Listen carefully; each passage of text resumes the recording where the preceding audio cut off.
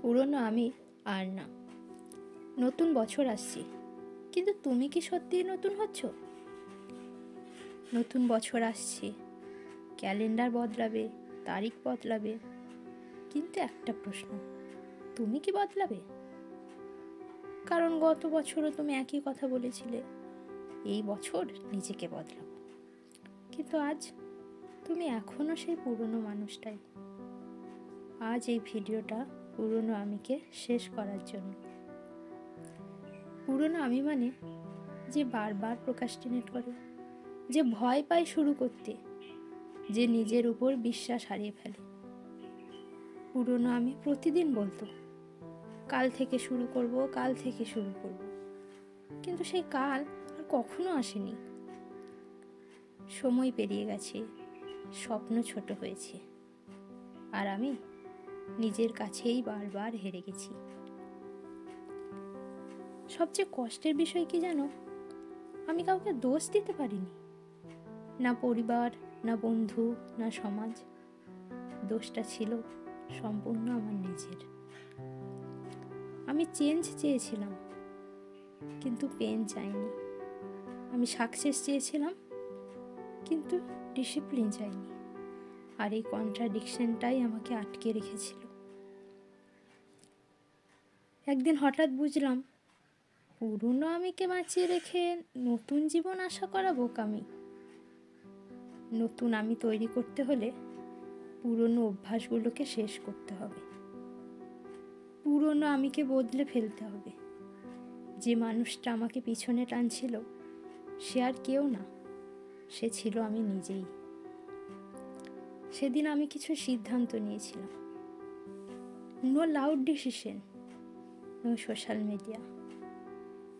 Decision নিয়েছিলাম আমি নিজেই। আমি ঠিক করেছিলাম আর সবাইকে খুশি করতে যাব না, এক্সকিউজ দেব না, নিজেকে চিট করব না। এটাই ছিল নতুন আমির জন্য। নতুন আমি কোনো ম্যাজিক না, এটা একটা সিস্টেম। নতুন আমি মানে নিজের পুরনো অভ্যাসগুলো বদলে ফেলা, ছোট ছোট অভ্যাস তৈরি করে নিজেকে নতুনভাবে গড়ে তোলা।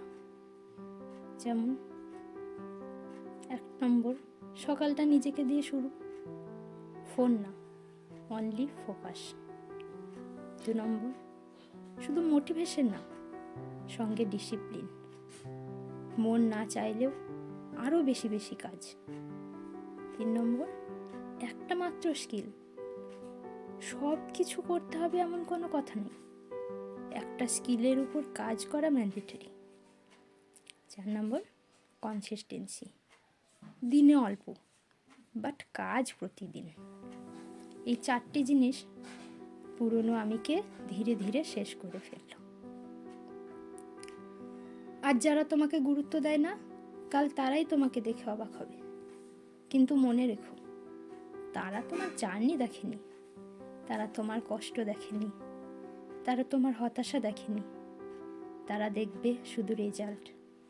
আর এই রেজাল্ট তখনই আসে যখন পুরনো তুমিকে মেরে ফেলবে। আজ কষ্ট করো, আজ একা হও, আজ কঠিন হও, এটাই হবে নতুন তুমির জন্য। নতুন বছর মানে নতুন সুযোগ। তুমি লেট হতে পারো, কিন্তু লস্ট না। তুমি স্লো হতে পারো, কিন্তু স্টপ না। আজ তুমি সিদ্ধান্ত নাও, পুরনো আমি আর না। তাহলে বিশ্বাস করো, এই বছরটা তোমারই হবে।